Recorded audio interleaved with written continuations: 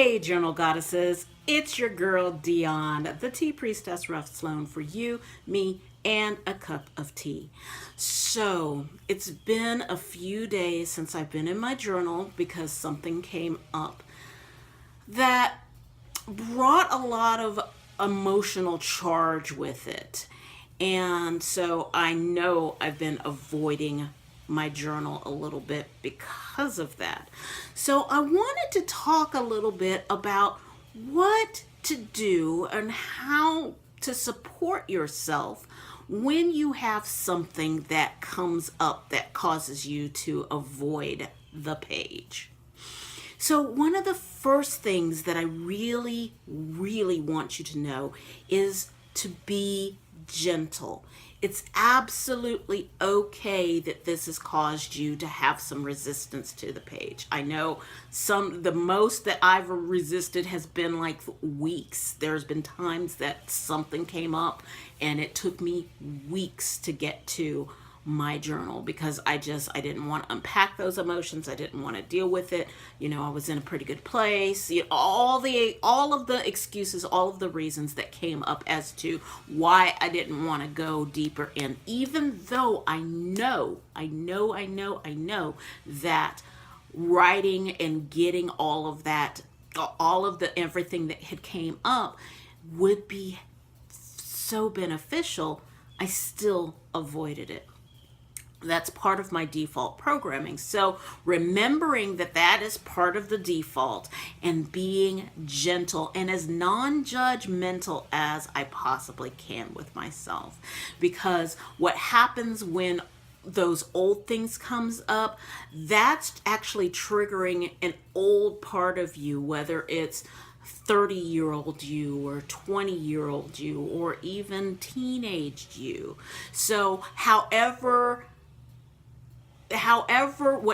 age and stage of development you were at when this particular instance happened or whatever has triggered, you're going to respond in the way that you would have in that time. And so I know for me as a teenager, my response would be to eat cookies instead of writing. I didn't know about writing, and I'm going to do another video about things I wish somebody had told my teenage self.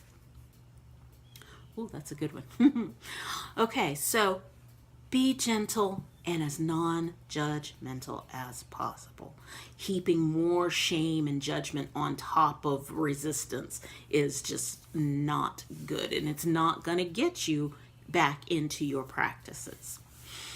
So as I opened up my journal, I had to physically say that I gave myself permission. So give yourself permission for nothing that you write to make sense. When I finally did open my journal, it was like things were coming at me. The words were coming out quicker than I could move my pen across the page. And sometimes when that happens, I like to I think it would be a good idea to type it out. For me personally, what I have found, if I stop writing and try to go to typing, that causes me to shut down because then all of a sudden I want to make it pretty and I want to be able to back it up and edit it. So if I'm not spelling a word correctly, if I'm not dotting my I, or if I'm not crossing the T's and all of this, then it doesn't make sense. And that is absolutely okay. The most important thing is to get back into the practice and just allow everything that comes out to come out. You might not capture it all, but you want to give yourself permission for it not to make sense, for you not to indent paragraphs. I mean, nobody is supposed to be reading your journal except for whom you allow. You, and if you have a process buddy that you allow in your journal, that might help. But give yourself permission for it to not make sense. Speaking of that, have a process buddy, somebody that you can call and say, hey, could you catch this for me? And what what you're asking for here is you're asking for them to hold space for you. You're not asking them to put their spin on it or to help you try and justify it.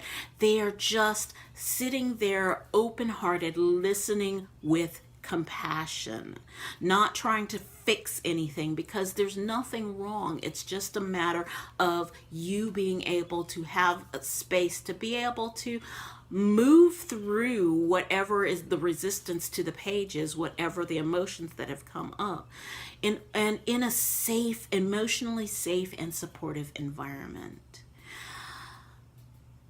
That for me is super duper helpful. I have a lot of Taurus in my chart, and Taurus, from my astrological studies, Taurus is ruled by Venus, and Venus rules the throat. So sometimes talking things out helps me to get my pen moving, and vice versa. Sometimes when things are not making sense on the page, if I call my support buddy and say, hey, can you catch this? Can you listen to this for me?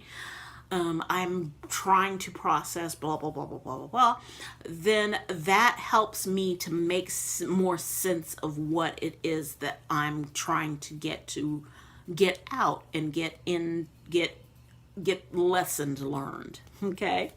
So support buddy, being gentle with yourself, giving yourself permission to have it not make sense.